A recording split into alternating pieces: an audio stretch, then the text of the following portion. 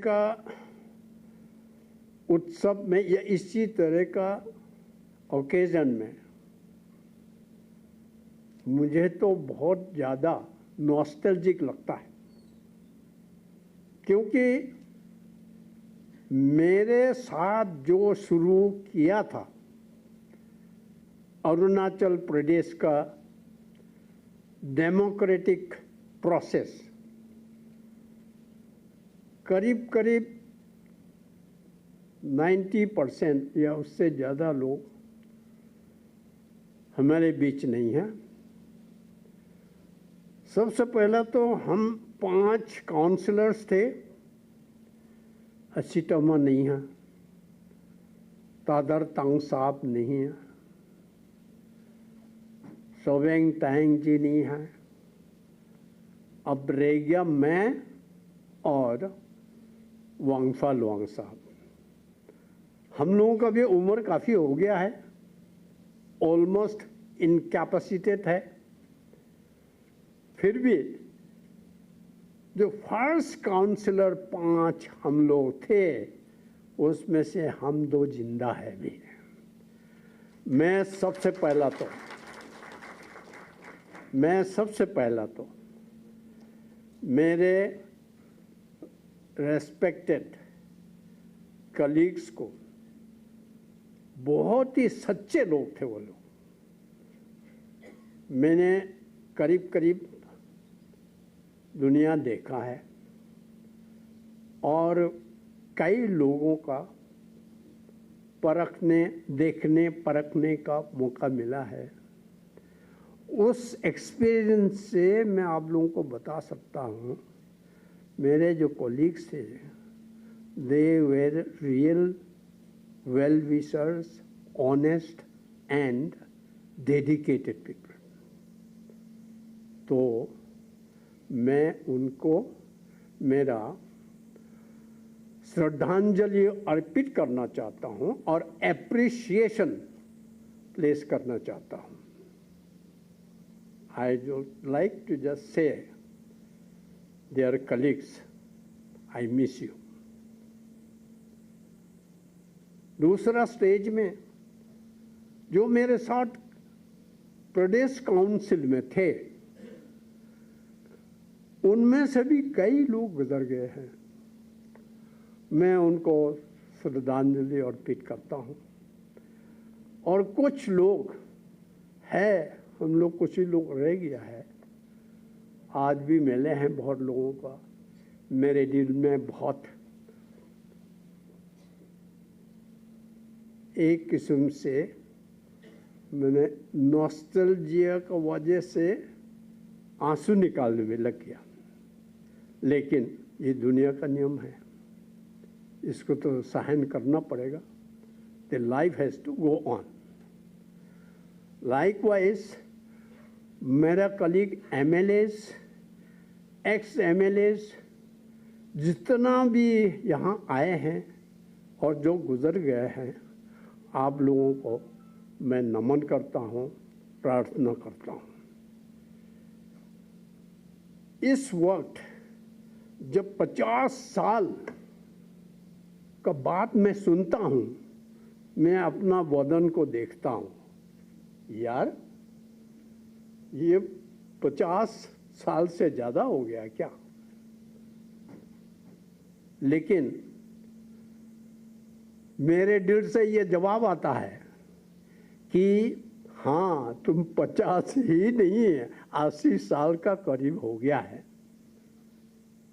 यानी मैं अपना बदन को भी ठीक से देखा नहीं था, मैं चारों तरफ देखता था और आगे देख के प्रोग्रेस का, अरुणाचल का हमेशा ध्यान करता था।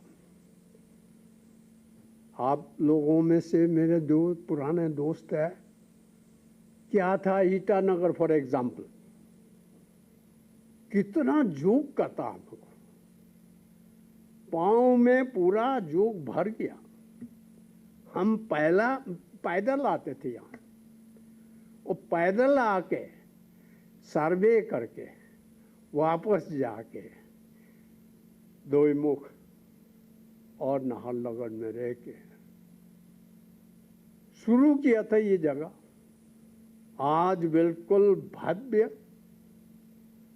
असेंबली हो गया, सेक्रेटरीट हो गया और कई भवन बन गया।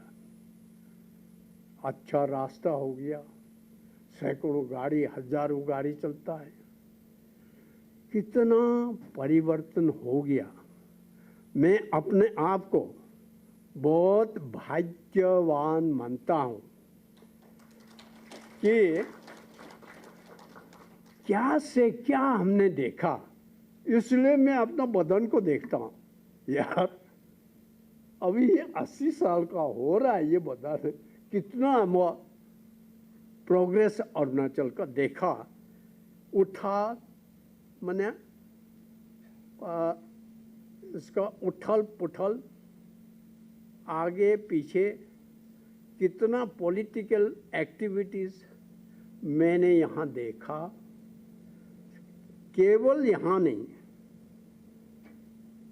ऑल इंडिया लेवल में भी अरुणाचल का कृपा से मैंने बहुत देखा और सीखा। इसलिए मुझे अब यहाँ आपके सामने खड़े होते हुए जब 50 साल का बारे में बोलते हुए या सोचते हुए एक कन्फ्यूजन होता है मेरे को, यार कहाँ से शुरू करूं, किस चीज़ को बताऊं, किस चीज़ को नहीं बताऊं। लेकिन कुछ तो बताना पड़ेगा। इसलिए मैं आपको याद दिलाना चाहता हूं, बुद्धिजीवी लोगों को याद दिलाना चाहता हूं, हम तो ब्रिटिश रूल में थे एक ज़माने में।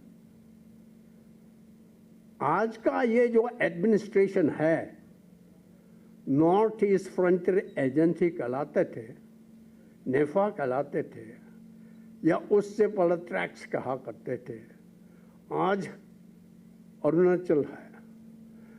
इस एडमिनिस्ट्रेशन को, इस डेमोक्रेटिक प्रोसेस को, इस पीपल्स मूवमेंट को शुरू कब हुआ था? What is the genesis? अगर आप अरुणाचल का हिस्ट्री देखा जाए, अरुणाचल का समझने को कोशिश किया जाए, तो हमारा यहाँ बहुत लंबा चौड़ा अलग अलग ट्राइब्स है, हमारा अपना अपना हिस्ट्री है, ब्रिटिश जमाने से पहला और उसके बाद। Genesis of modern administration and modern Arunachal started in 1873, जिसको आप लोग सब बुद्धिजीवी लोगों को पता है। Bengal Eastern Frontier Regulation Act was passed by British government, और उसका तहत आज हमको जो प्रोटेक्शन मिल रहा है, inner line protection, main purpose of that inner line protection was what? इस एरिया, हमारा एरिया में even Britishers could not enter without a pass. That means even Indians, Indian union का जो सिटीजन्स है, उनको भी अपना देश में होते हुए भी वो परमिट का, इनर लाइन परमिट का ज़रूरत होता था। और उससे उसका मेन पर्पस क्या था? Protection of the area, protection of the tribals, protection of the indigenous culture of tribals, and tribals so that could not be run by outsiders in their own place. इस genesis को अगर आप study करें, इसका reason, कारण, it goes back to America. In America several hundred years ago, Red Indians were